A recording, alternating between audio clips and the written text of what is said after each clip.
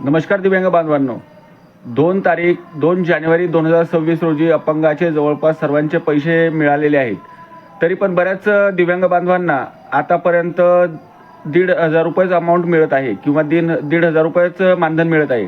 त्यांचे 2,500 रुपये मानधन जमा नाही झाले. याच्याबद्दल आपण बरेच चौकशी केल्या, पण कोणीच काही सांगत नाही. बरेच दिव्यांग बांधव परेशानीत आहेत की त्यांना कोणीच काही सांगत नाही. तर आता चला आपण पाहू याच्यासाठी काय करायचं आहे आणि आपण 2,500 रुपये मानधन कसं घ्यायचं आहे ते. मित्रांनो, मला आज दुपारी एक फोन आला होता जालन्यावरून.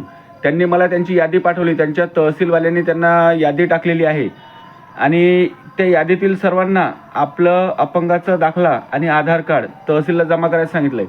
तरी मित्रांनो, लवकरात लवकर याप्रमाणे आपण आपला अपंगाचा दाखला आणि आपलं आधार कार्ड तहसील कार्यालयात जमा करायचं आहे. त्याला लिंक करून KYC करून नवीन अपडेटवालं हे आपल्याला तहसीलला जमा करावं लागणार आहे.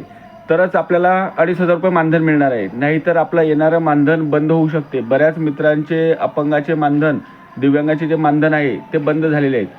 तरी मित्रांनो, उद्या आपण याच्यावर एक व्हिडिओ बनवणार आहेत आणि सर्वांना लाईव्ह ठेवणार आहेत. कोणाला काही प्रॉब्लेम आलेला असेल तर तो प्रॉब्लेम आपण दुरुस्त करण्याचा प्रयत्न करणार आहेत. मी माझ्या परीने प्रयत्न करील. तुम्हालाही काही माहिती असली तर उद्या 2 वाजता आपण सर्वजणांनी ऑनलाईन येऊन याच्यावर आपण तोडगा काढण्याचा प्रयत्न करणार आहोत. धन्यवाद मित्रांनो. आणि हो, आपल्याला किती मानधन आलं व कोणाचे मानधन बंद झाले त्यांनी कमेंट करून नक्कीच सांगावे. धन्यवाद मित्रांनो.